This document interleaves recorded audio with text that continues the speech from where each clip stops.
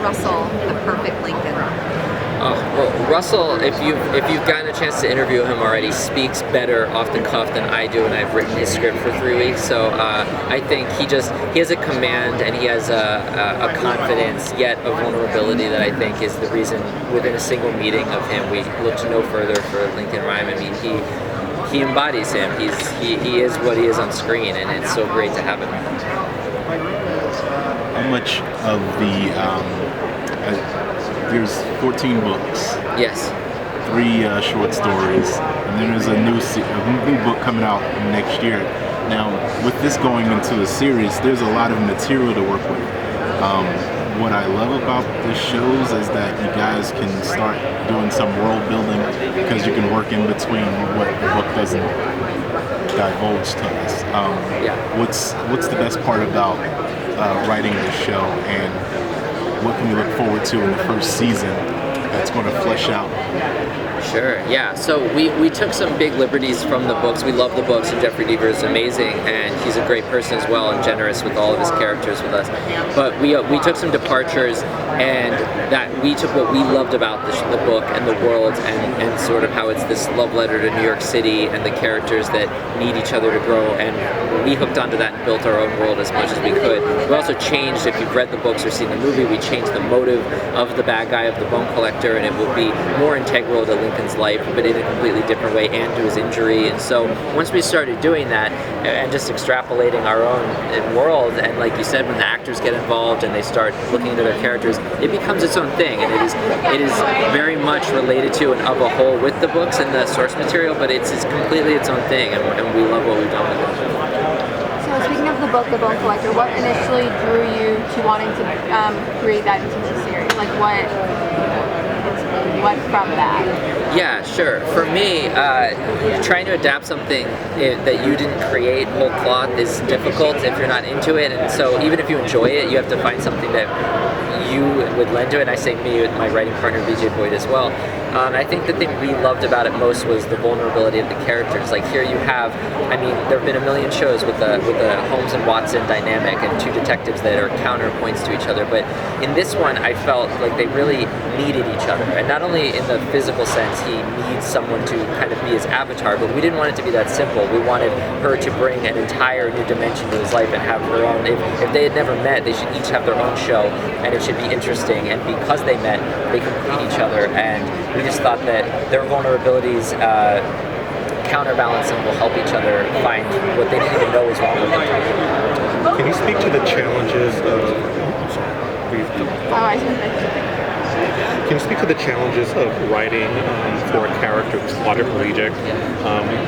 And exactly how you go about doing that in this type of genre. Yeah, so we've spoken to many people who are quadriplegic and disabled and in wheelchairs, and and since I'm not, personally, like you want to get into the headspace without ever being exploitative of that, and we don't want the show to be about his injury, yet that so much must inform where he's at. We always went with the idea that he has been broken mentally, and the physicality is aside, it's a huge part of his life, but that is not the horse that he needs to get back up on to solve and to take down his nemesis. To us, it almost becomes incidental and becomes part of his growth, is realizing that yes, he can have a very full life, and there are physical limitations, obviously, but the mental limitations were there, and I think they pre-existed all of this, and he needs to come to terms with a lot of things. He was not a perfect person before he was taken down. He thought he was invincible. He was not, and it had nothing to do with the physicality of it.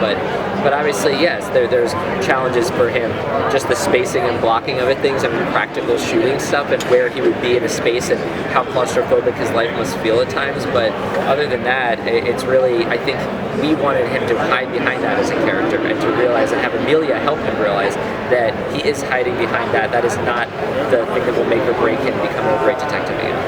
Is it difficult to balance the fact that you've got people who know the books intimately, and then you've got people who have no idea whatsoever? So how do you write for that? Yes, you have to assume that nobody's ever seen or heard of this at all, and you should just give them a new story. And you can pay nods and put little Easter eggs to the people who are fans of it. But also, if they've read it and they loved it, we talked to Jeffrey Deaver. He was so nice, and he said, "Listen, change whatever you want. My books are still right there on the shelf, and they're never changing. And so they are what they are." And we really loved that answer because you don't want to see the same thing again. We don't want to do a shot-for-shot remake of something. And so you'll get the spirit of it, I think, and we just want to give somebody a whole new show and with our characters put onto, injected into his characters, and we think we've done a really fun job.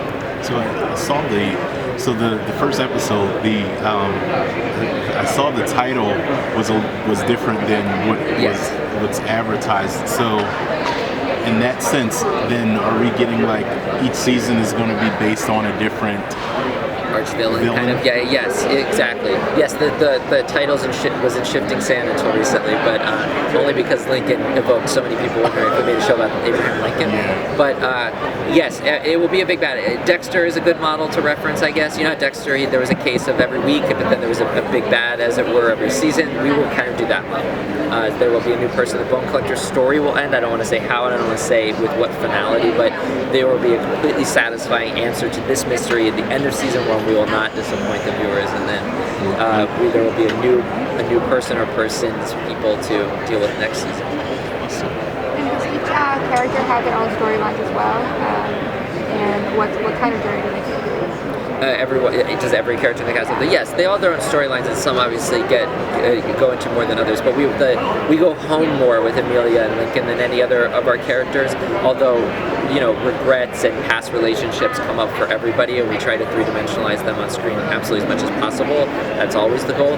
But yes, you will learn much bigger ththings and delve into the past of Lincoln and Amelia in ways, and in the Bone Collector himself. When we're finally going to break perspective and see his flashback stories, we're going to see why he, so adamantly hates this one detective. It can't just be an ego arch-villain thing. We wanted to humanize it and give it a real reason why he's aiming all of this horrible violence at one person, so to speak. And all the answers, if we do our jobs right, which we're doing so far, we'll all connect, and we will stick the landing and give a satisfying story. What would you say One more question. the challenges were for you bringing this show to life? Challenges writing it or producing it? Writing it? Writing any pilot is tough, only because there's so much you have to get across as fast as you can and world build quickly. Luckily, we're not building in a crazy fantasy world. This is our world, but these two characters, as quickly as possible, you wanted to get their goals and just sort of kneecap their goals right away. Like, you want them to be in a place where they have a lot to overcome, and hopefully we executed that. And once these people are together, the idea was just how do you set it up so that this can happen again and again with a procedural element. How can these two people be a partnership, a strange odd couple that really needs each other, and plant the seed for an arc that will really answer itself. We want it to have a sort of poetic ending to where it began and be purposeful. So that's hard. It's hard to lay that pipe, but we try. Thank you. Thank you so much. Thank you very much. Thank you guys.